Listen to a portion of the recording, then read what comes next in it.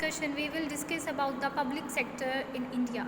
So first of all, we will discuss what is a public sector. Public sector क्या होते हैं? Public sector वो sector हैं in which the division of state handles the process, जो जिसमें government है जो कि सारे प्रोसेस को हैंडल करती है, जैसे कि प्रोडक्शन होगी, सप्लाई हो गई, मैन्युफैक्चरिंग होगी, मतलब जो रूल्स एंड रेगुलेशंस हैं, जो गाइडलाइंस हैं, वो सारी क्या करते हैं? पब्लिक सेक्टर बैंक्स करती हैं। नो डाउट जब प्राइवेटाइजेशन एक्ट आया तो उसके बाद काफ़ी कुछ प्राइवेट सेक्टर में चला गया था, लेकिन उससे पहले सब कुछ जो है पब्लिक सेक्टर हैंडल करती थी। Now what are the features of the public sector? State ownership की जो ऑनरशिप है वो भी गवर्नमेंट की थी। स्टेट कंट्रोल भी स्टेट का था, मींस अगर वो रूल्स एंड रेगुलेशंस गाइडलाइंस बनाती थी तो उस पर पूरा कंट्रोल स्टेट का ही था।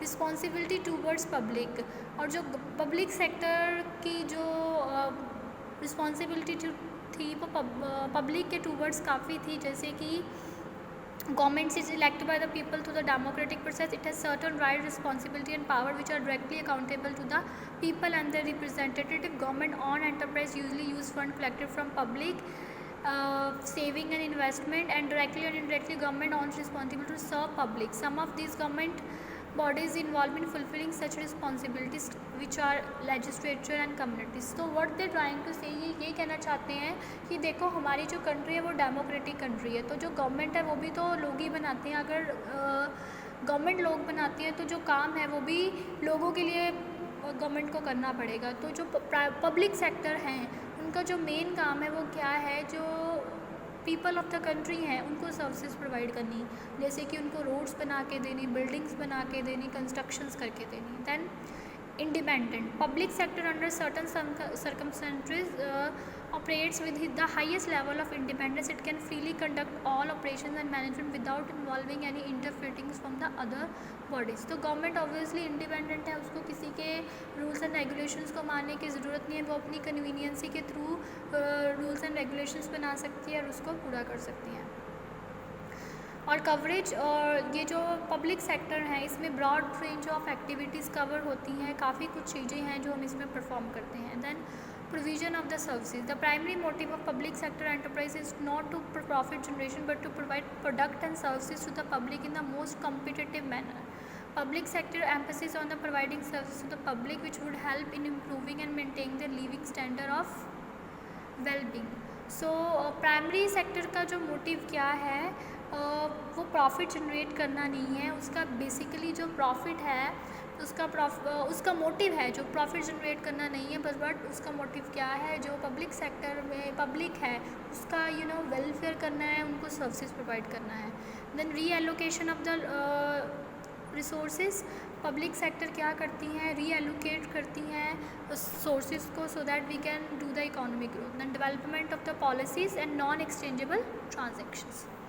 Now what are the types of public sector? So first of all there is a departmental organization जिसमें आती है हमारी railway, media, broadcasting, postal services, ये सारे आते हैं डिपार्टमेंटल ऑर्गेनाइजेशन में, जिसमें एक पर्टिकुलर डिपार्टमेंट एक पर्टिकुलर एरिया को डील कर रहा है।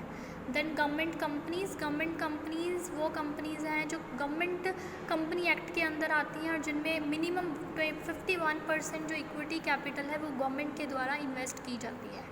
Now there is a statutory corporation. A statutory corporation refers to corporation established by the law. There can be variation in three basic nature based on accommodating authority. There would be simple statutory organization which are possessed by the government which could not have shareholder. There could be organization without any shareholders. So statutory corporation वो corporation है जो laws के अंदर या law द्वारा बनाई जाती है। Now what are the significance? We can say what is the importance of the public sector in the India.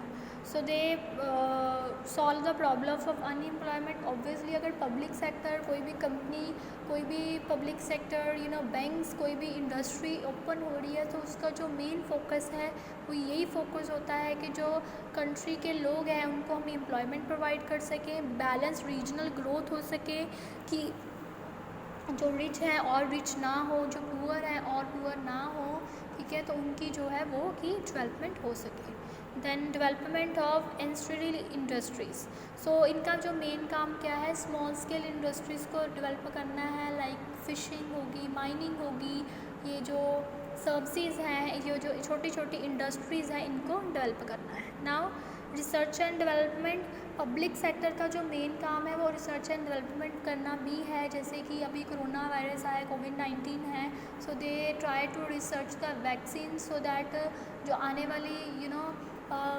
Problems हैं उनको हम फेस कर सकें, इस प्रॉब्लम को हम सॉल्व कर सकें. As well as for the development we time to time make so many roads, buildings, hospitals को हम कंस्ट्रक्ट करते हैं.